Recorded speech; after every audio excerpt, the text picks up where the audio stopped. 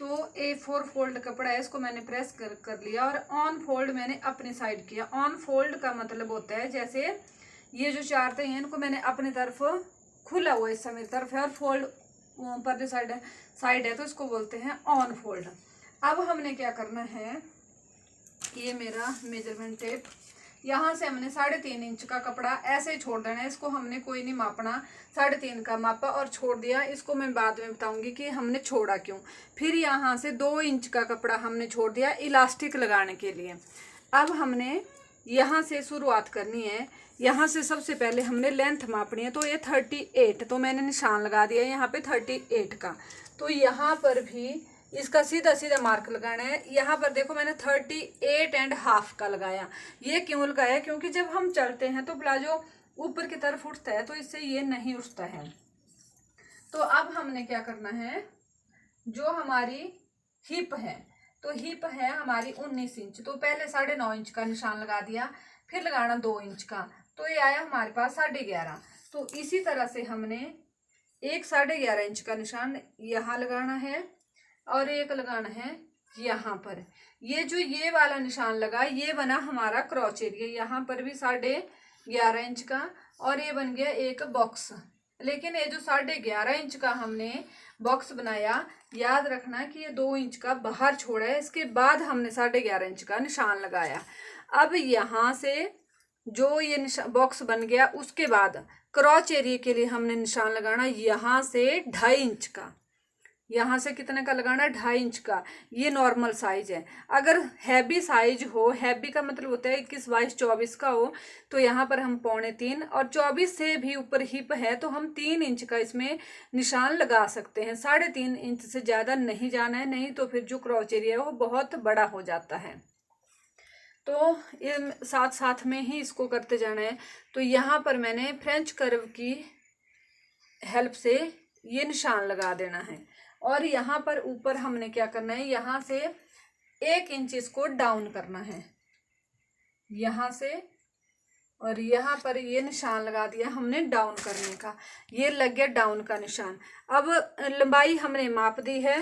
अब हमने क्या करना है, यहाँ से क्रॉच एरिया के साथ से लेकर के यहाँ तक ये हमने ऐसे ही कपड़ा छोड़ देना है। इसको हमने ये सिर्फ सीध के लिए लगाया ताकि युक जो कपड़ा है वो युक एक बराबर रहे। और यहाँ से ये लगाया हमने, मेजरमेंट से इसको मापा तो आया 14.25। तो इसका हाफ हम इस तरह से आसानी से कर सकते हैं, इस तरह से। अब इसको मापना है आया कितना, तो ये आया हमारे पास 7.25 इंच का। तो यहाँ पर भी हमने पहले इस लाइन को सीधा कर देना है इस तरह से और 7.25 इंच का निशान यहाँ पर लगा देना है इस तरह से। अब हमारे पास जो मोहरी है वो 8 इंच की मोहरी है इसकी। तो यहाँ पर क्या करना, जो बीच में निशान आया 7.25 पे, यहाँ पर हमने 8 इंच की मोहरी है तो यहाँ पे 4 इंच पर रखा। 4 इंच का निशान हमने इस साइड को लगाना और इस साइड को भी 4 इंच का ही निशान लगाना, लेकिन हाफ इंच ज़्यादा लगाना है मार्जिन के लिए। इस साइड मार्जिन, इस साइड हमने कोई मार्जिन नहीं छोड़ना है। तो अब यहाँ से जहाँ से हमने ये 12 इंच का निशान लगाया वहाँ पर हमने लेग सेपर को रखना और मिलाना यहाँ, इस तरह से मिला दिया और इसको इस तरह से सीधा कर देना। इसको बिल्कुल सीधा करना है और इस साइड हमने लेग सेपर को ऐसे रखा और इस वाली साइड हमने इस तरह से रखना है। चेयर ले लेंगे, ये ऐसे रखना है हमने, यहाँ पर ये रखा है ऐसे। अब ये देखो यहाँ पर ये निशान हमने यहाँ से मिलाया, लेकिन अब हमने यहाँ पर इस तरह से तिरछा मिलाना है, क्योंकि जब हम सिलाई करते हैं तो ये जैसे इसको ऊपर लाएंगे तो ये यहाँ आएगा ना, अगर सीधा मिलाएंगे तो इसको थोड़ा तिरछा मिलाना है। अब हमने इसकी कटिंग कर देनी है, लेकिन कटिंग अभी करनी है ये देखो ऊपर वाले पार्ट की।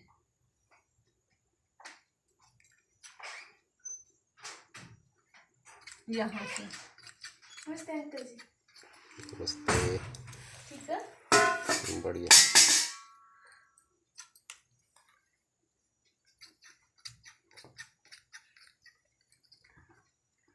इस तरह से ये जो निशान लगाए हैं उन निशानों पर हमने कटिंग कर देनी है। लेकिन निशान हम जो कटिंग हमने की है वो अभी हमने की है सिर्फ और सिर्फ गिदरी वाले हिस्से की। अभी यहाँ पर थाई पर से हमेशा प्लाजो फूलता है, तो उसके लिए हमने क्या करना, लेग शेपर को ऐसे रखना और इससे भी टच करना यहाँ पर और इस तरह से इसमें गुलाई दे देने। तो ये जो कोण है, ये जो त्रिकोण वाला हिस्सा है, ये गुलाई में यहाँ निकल गया है, कम से कम आधा इंच का हो जाता है जब जैसे इसको खोलते हैं। तो अब हमने क्या करना, अब आई इसकी बारी। तो इसको हमने 3.5 का मापा था, तो इसको यहाँ से, ये जो यहाँ से हमने कटिंग की है, यहाँ से लेकर के ये लगा दी हमने इस तरह से तिरछी लाइन, और इसको कर दिया यहाँ से बिल्कुल सीधा। अगर इसमें भी हैवी साइज है तो आप यहाँ 2.5 की बजाय इसको इस तरह से भी कर सकते हैं। अगर खुला पहन, अगर फिट पहनना है तो आप इसको इस तरह से भी कर सकते हैं।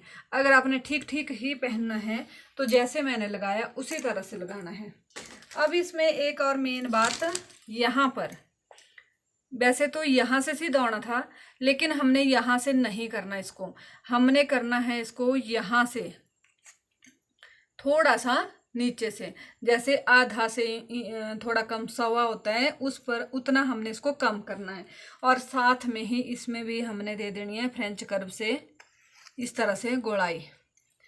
अब हमने यहाँ पर यहाँ लगाना 1.5 इंच ज़्यादा इस तरह से, और यहाँ से ये कर दिया हमने तिरछा,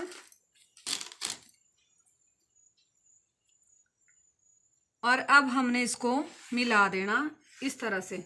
अब इसमें मैं आपको बताऊं कि इसको हमने डाउन क्यों किया। देखो, अगर ऊपर से दोनों लाइनें लगी हुई हैं, यहाँ से हम इसको मिला रहे हैं, तो इसको आप मेजर करना।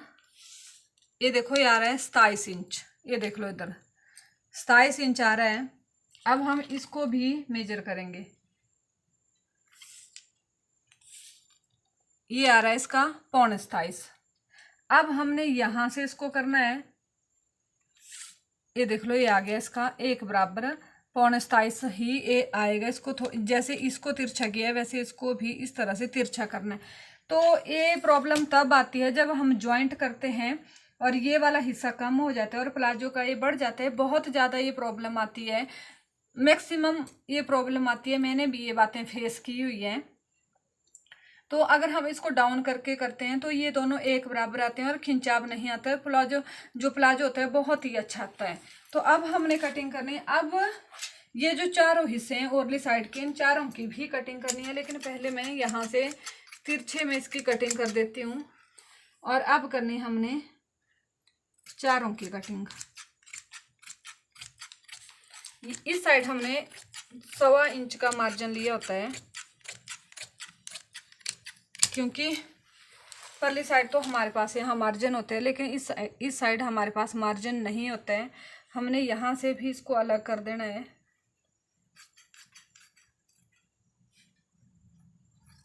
इस तरह से, और जो निशान लगे हैं इन सब निशानों पर हमने टुक लगा लेने हैं ताकि सिलती बार हमें आसानी हो।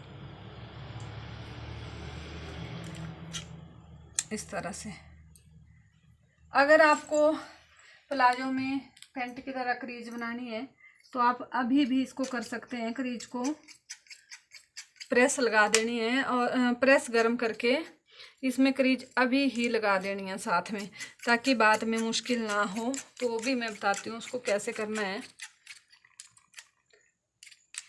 यहाँ पर इसमें ये हमने टोक लगा दिए। अगर आपको ज़्यादा कपड़ा चाहिए, मेरे पास कम था तो मैं इसमें थोड़ा सा जॉइंट लगा दूँगी, क्योंकि फोल्ड थोड़ा सा बड़ा ही अच्छा लगता है। तो ये कर दिया हमने इस तरह से। तो जैसे यहाँ पर ये आया हमारा सेंटर, और यहाँ पर ये 7.25 था, तो यहाँ भी हमने 7.25 इंच का निशान लगाया। और इस निशान को ऊपर भी ले जाना है, क्योंकि हमने दोनों हिस्सों में क्रीज बनानी है। तो ये निशान हमने यहाँ नीचे भी लगा दिए इधर। तो अब देखो टुक लगाने से ऐसे आसानी हो जाती है इनको पकड़ने में।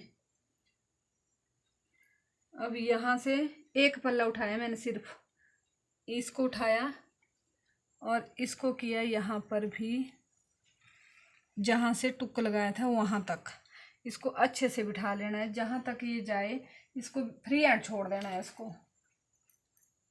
ये सिर्फ क्रीज बनाने का मेथड है, क्योंकि बाद में थोड़ा मुश्किल जैसा होता है। ऐसा नहीं है सबको ही मुश्किल हो जाता है, क्योंकि ऊपर इलास्टिक पड़ जाती है तो थोड़ा मुश्किल हो जाता है। इसको इस तरह से पकड़ा, इसको मैंने यहाँ रख दिया। अब इसको भी हमने इसी तरह से टुक के पास लेकर के आना है, यहाँ से पकड़ना और यहाँ से भी टुक टुक जो लगे हैं वहीं से इनको पकड़ना है इस तरह, लेकिन बिल्कुल टुक के बीचों बीच इस तरह से। अब हमने इनको यहाँ पर छोड़ देना इस तरह से।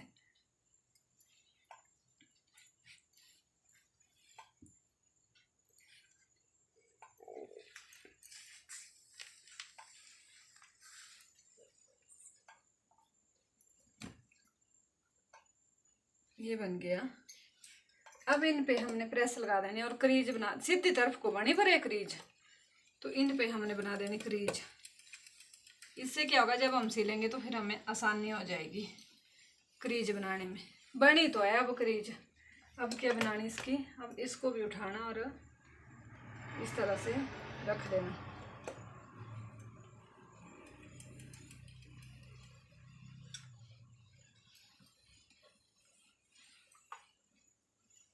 इस तरह से। तो ये बन गया जी पैंट प्लाजो, और इसमें बन गई क्रीजें भी साथ साथ में। नीचे बैठा तो ठीक है जी।